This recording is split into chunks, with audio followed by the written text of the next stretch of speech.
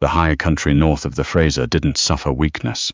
It catalogued it, filed it away in the permafrost, and collected what was owed come January. Bram hadn't spoken to another soul in 4 months. He came down from the high timber twice a year, once before the first freeze, once after the melt, and both times he made it quick. Flour, salt, ammunition, and back up the mountain before anyone got comfortable enough to ask questions. He hadn't expected the bread. Greer's supply and trading smelled the same as it always did: tallow candles, mildew, the sour sweetness of spruce gum fermenting in somebody's gut. But threading underneath all of that was something else, something warm and clean, bread baking, real bread. Bram stood in the doorway long enough that the 2 men at the stove turned to look at him, then looked away again. He was a large man, broad across the shoulder, heavy in the boot, with a black beard still tangled from the ride down and eyes the color of creek water in December. Men who didn't know him thought he looked dangerous. Men who did know him thought the same thing. He walked to the counter. Quint Greer was already watching him, arms folded across the shelf of his belly. Bram. Quint's voice had the particular quality of a man who'd cultivated friendliness as a business strategy. Didn't think you'd make it before the North Road iced? Bram set his list on the counter. 4 items: salt, flour, black powder, lamp oil. Quint picked it up and studied it like it might say something more interesting than it did. Prices went up on the flour. Supply barge ran late out of Prince George. Bram looked at him. Quint cleared his throat. I'll see what I can do. Bring me something to eat while you're at it. He took the table by the back wall, his back against the logs, the room in front of him. A boy brought a tin plate a few minutes later, set it down without looking up and retreated. Bannock, thick cut, golden at the edges, still steaming from the pan. A small clay pot of something deep red beside it, rosehip by the smell. Bram ate a piece standing without thinking, and then he sat down slowly because his knees had gone strange. It wasn't the taste, exactly, though the taste was right in a way that food at Quint's had never been right before. It was the thing underneath the taste, the particular knowledge that someone had paid attention, that someone had waited for the color to be correct before pulling it from the heat. His mother had made bannock, not on Sundays, every day. He could see her hands. He hadn't thought about her hands in years. Bram finished the plate. He scraped the tin until it shone, then he carried it back to the counter. Who made this? It wasn't a question. Quint looked up from his ledger. Something flickered in his face. Not quite guilt, not quite satisfaction, but the oily mixture between them that usually preceded a transaction. New arrangement I've got. Widow came in about 6 weeks back. Husband was a trapper out of Fort St. James, fell through the ice on the Nechako in September, left a considerable debt behind him. What kind of debt? Room and board from last winter, supply credit. Quint spread his hands in the universal gesture of the man who is blameless in all things. She's working it off, cooks for the men, does the washing, practical arrangement for everyone. Bram felt something shift behind his sternum. He'd known practical arrangements before. He knew what they looked like from the inside. Show her to me. Quint frowned. She's not. I didn't ask what she was. The back room was cold, colder than the main floor, which made no sense, unless the cold was being cultivated deliberately. A cast iron stove sat in the corner, but it held barely enough coals to be called alive. Stacks of wool blankets waited in a wooden tub. The smell back here was lye soap and wet wood, and the particular sourness of a small space that never fully dried out. She was at the washboard. She had her back to them, and she didn't stop moving when they came in. Her shoulders kept their rhythm. Forward, scrub, lift, forward, scrub, lift, with the stubborn patience of someone who had learned not to let interruptions count. Ardith. Quint's voice carried an edge in it that wasn't there for Bram. This fellow liked your bannock. She turned around. She was younger than Bram had expected, though the frontier had been working on her face with the same diligence she gave the washboard. 30, maybe. Brown hair pulled back tight, a bruise along her jaw that had gone yellow at the edges. A week old, he judged. Her dress was patched at both elbows. Her hands, wrapped around the scrubbing board, were cracked at the knuckles, the skin around her nails, gone raw and bright. She looked at Quint first, then at Bram. Her expression didn't change. She wasn't afraid of him, which surprised him. She simply catalogued him. His size, his coat, the way he was standing. And then looked back at Quint with the particular patience of a woman who had learned that most things said to her required nothing in return. "How much is the debt?" Bram said. He was looking at her hands.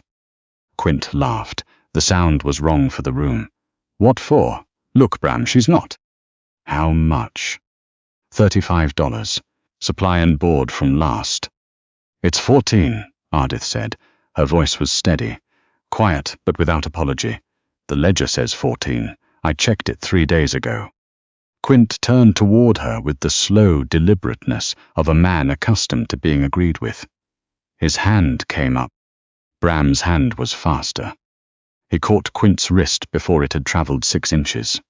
He didn't squeeze. He didn't have to. He simply held it there, suspended between them, and looked at Quint until Quint understood the nature of what was happening. The men by the stove in the other room had gone very quiet. Bram released the wrist. He reached into his coat and drew out a leather pouch. He counted coins onto the counter, $14, and then 6 more. "The extra 6 is for the coat on that peg and a full sack of your flour, since the price went up." He set the last coin down. "She won't be back tomorrow." Ardith had gone completely still. She was watching him with those eyes that weren't afraid, but she'd added something new to them. Calculation, the kind that a person develops when they've been burned by generosity that turned out to be something else. "Get your things," Bram said. A beat of silence. "I don't have anywhere to go." "You're coming with me." Why? Not a question. A demand for honesty, delivered in the flattest possible voice. "I won't trade one master for another." Bram thought about that. He thought about the bannock, and about his mother's hands, and about 4 months of silence that had been beginning to feel less like peace, and more like a slow leak. "I trap alone," he said. "I need someone who can manage the camp and cook a real meal. You get half of what the season brings, and a clear road south in April if you want it. That's the whole of it." Ardith looked at Quint, who was cradling his wrist and staring at the floor. She looked down at her own cracked hands. She walked to a burlap sack in the corner and picked it up. There was almost nothing in it. 1 sack half full, the entire weight of a marriage and a winter, and 6 weeks of this back room. Bram took the wool coat from its peg and held it out. She hesitated, then she put it on. It fell past her knees. She didn't say thank you, and he didn't wait for it. They walked out through the main room, into the teeth of the season. The cabin was 3 hours up the ridge, and it was full dark when they arrived. Ardith's hands had lost feeling by the 2nd hour.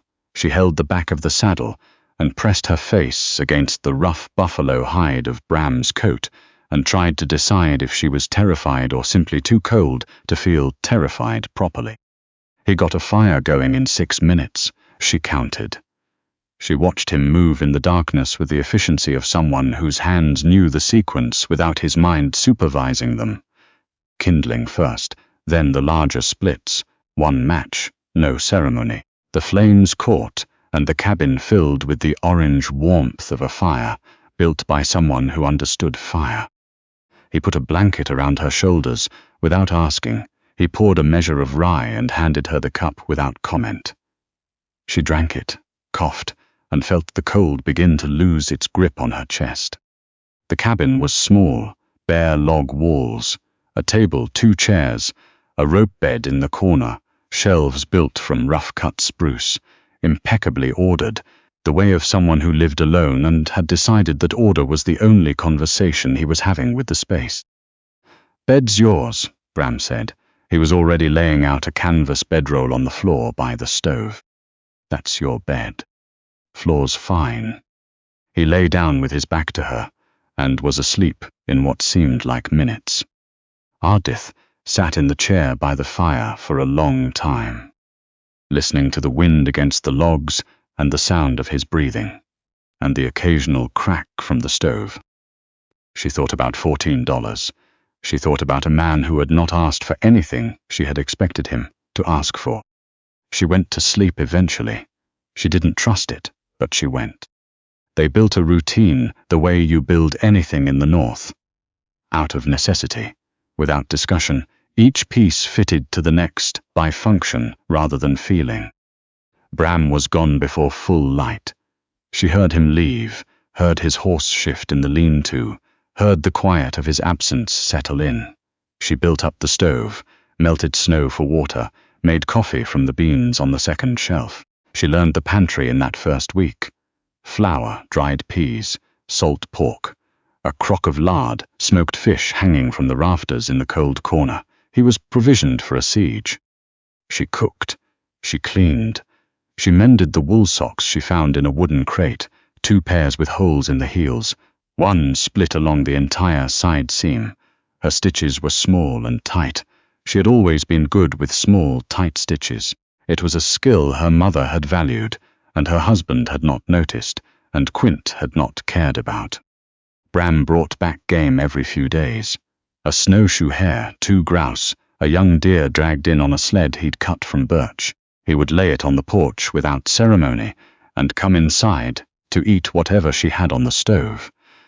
And he would eat it, thoroughly and quietly, and when he was done he would say 1 or 2 words about the weather, and then go to sleep. She watched him. She couldn't help it. She had learned, in the years with her husband, to read the small signals, the set of a jaw, the way a hand moved toward a cup. She was always reading, always calculating the distance between where she was and where she would need to be. But Bram didn't have signals, or rather he had one signal, and it was always the same. He was going to do the next necessary thing. She stopped watching him for danger after 2 weeks. She wasn't sure exactly when. One morning, she just noticed she hadn't been doing it. January came in with a violence that sealed them inside for 11 days. On the 4th day, Ardith was cutting dried onion at the table. The knife slipped. The cutting board hit the floor with a sharp crack that filled the entire cabin. She froze. Her shoulders came up around her ears, her eyes shut, her hands came up, not quickly, not dramatically, just quietly, the way a person breathes, and she turned her face away. She waited for the sounds she had spent years learning, to anticipate. The chair scraping back. The footsteps crossing the floor with a particular weight. Nothing. She opened her eyes slowly. Bram hadn't moved from his chair. He was still sitting the way he'd been sitting for the last hour, a length of leather harness across his knees. He was looking at her. Not at the dropped board. At her. And there was nothing in his face except a steady, unhurried attention. He set the harness down on the table. He stood. He walked to the cutting board, picked it up, placed it back on the table. Then he stood there with his hands at his sides, visible, not reaching for anything, and looked at her. "My husband," Ardith started. She stopped. "You don't have to." He didn't like noise. She looked at the window. Snow pressed flat against the glass. Loud sounds, especially toward the end. A dropped plate. The stove ticking too loud in the night. She pressed her lips together. "I got very good at not dropping things." Bram was quiet long enough that she thought he wasn't going to respond at all. "My father was the same," he said finally. "Not the drinking, particularly, just the anger underneath it, looking for a place to land. When the harvest was short, when a debt came due, he looked at his own hands, broad, scarred, the kind of hands that could do real damage without trying. I left when I was 17, took north, and kept going." Ardith looked at him. He wasn't looking at her. He was looking somewhere past the wall, at something that lived in a different decade. "I don't raise my hand to anyone who isn't asking for it," he said. "Not to an animal, not to a woman." A pause that held some weight to it. "You don't have to make yourself small in here." Ardith felt something press hard against the back of her eyes. She blinked it away. She was not someone who cried in front of people. She hadn't been that person in a very long time. Bram turned back to his chair. He picked up the harness. "There's dried cranberries on the top shelf," he said. "Left side, behind the salt. Put them in whatever's on the stove. They're going soft anyway." She found the cranberries. She dropped a handful into the pot and stirred them in. And she listened to the sound of the leather working through his hands, and outside the storm pressed against the logs, and inside it was warm, and it smelled of wood smoke and salt pork, and the small tart sweetness of berries coming alive in hot broth. It smelled like something worth returning to. The Chinook came in March and turned the creek from ice to fury in 4 days. Bram built a sluice from spruce planks, and riffles hammered from barrel staves. Ardith learned the rhythm of it. Shovel the gravel into the box, let the water sort the weight, check the riffles at day's end. She learned to read the creek the way she had learned to read Bram. Not by what it said, but by what it did. The accident happened on a Wednesday. A deadfall upstream had been bowing further over the bank for weeks, loaded with wet snow. She'd noticed it. She'd thought about mentioning it. She hadn't. It let go in the early afternoon. The current turned it sideways and sent it down the channel, like it meant something. Bram stepped into the path of it, because that was the kind of man he was. The kind who put himself between the problem and the thing worth protecting. He had a pry bar. He had a rock to brace against. He had 30 years of managing the physical world by meeting it directly. The log shifted, the back end swung. The sound of it hitting him was the worst sound Ardith had ever heard, and she had heard some bad ones. She went in after him without deciding to.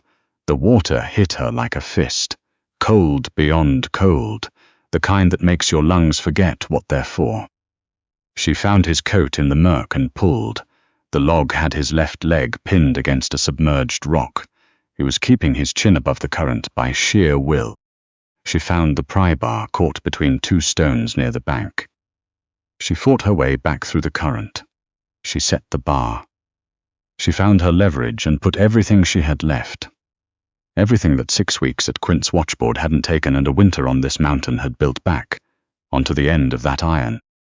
The log moved. She yelled at him to pull, and he pulled. And then the log came back down, and they were both in the shallows, and she dragged him by the coat toward the bank, with her heels, tearing at the gravel until solid ground came up under them. She got him inside. She got the fire roaring with kerosene and 1 match. She stripped the wet wool from his leg without asking, and she looked at what the log had done. Bruised badly, bleeding from a branch wound 6 inches long, swelling in a way that worried her, and she worked.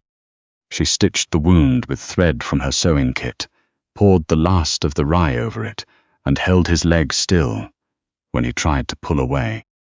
She sat with him through the night, keeping the fire and watching his chest. When he woke in the early morning, grey and sweating but lucid, he looked at her for a long moment. "You pulled me out," he said. "You paid my debt." She looked at the bloody rags piled by the door. "We're settled." He watched her face. She didn't look away. "Not settled," he said. "Not the same thing." He healed slowly and badly, in the way of men unaccustomed to needing anything from anyone. He was a terrible patient. She told him so on the 5th day, when he tried to haul himself to the door on a spruce branch for a crutch. He looked at her with something in his face that was almost amusement. "You're a difficult woman," he said. "You hired me," she said, "so that's your problem." She took the rifle and checked the trap line herself. She moved through the timber on the snowshoes she'd learned in February, following the blazes Bram had cut into the birch, keeping her bearing by the position of the sun.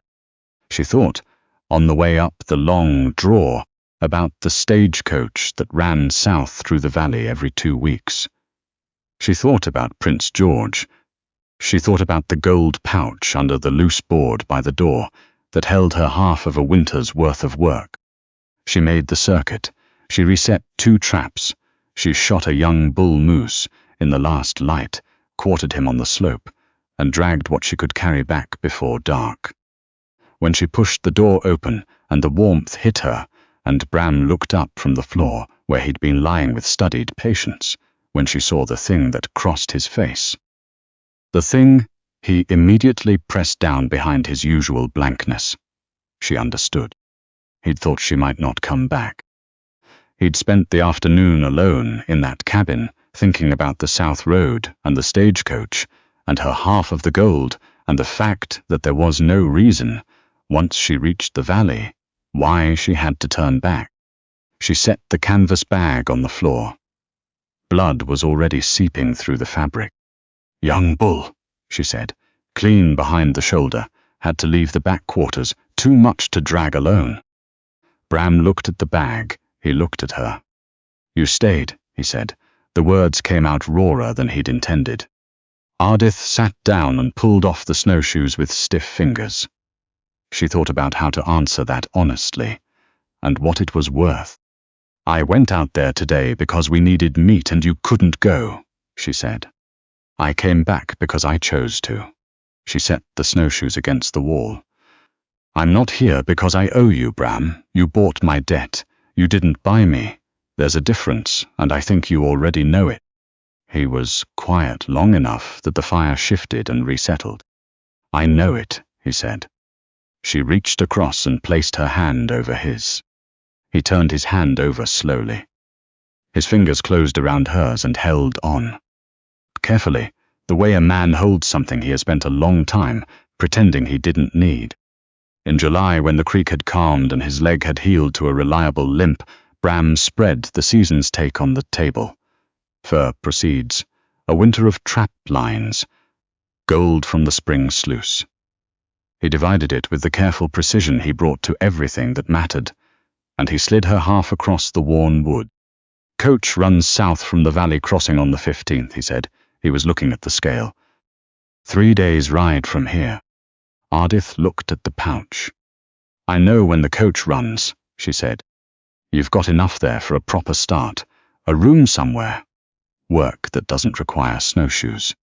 I know what I've got." He looked up. She hadn't moved her hand toward the pouch. "Ardith. I know the winter," she said quietly. "I know the creek when it's rising, and I know where the deadfall sits on the north slope, and I know that you'll eat salt pork until your teeth fall out if someone doesn't put something else in front of you." She pushed the pouch back toward the center of the table. "I know this place now, so unless you're putting me on that horse yourself, I'm not going." Bram looked at the pouch sitting between them.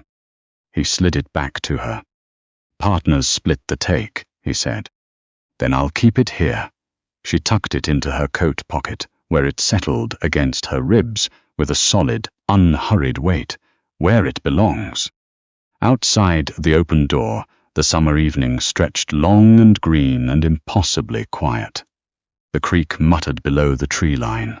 A thrush was singing somewhere up the ridge, the same 3 notes, over and over, as if it had found the right phrase and saw no reason to change it. Bram pushed back his chair and stood. He walked to the door and stood there with his shoulder against the frame, looking out at the timber, going gold in the evening light. Ardith came to stand beside him. They didn't touch. They didn't have to. The distance between them had become something that no longer required closing. The mountain was there, the way it had always been, patient, indifferent, asking nothing except that you be equal to it. This time, neither of them would face it alone.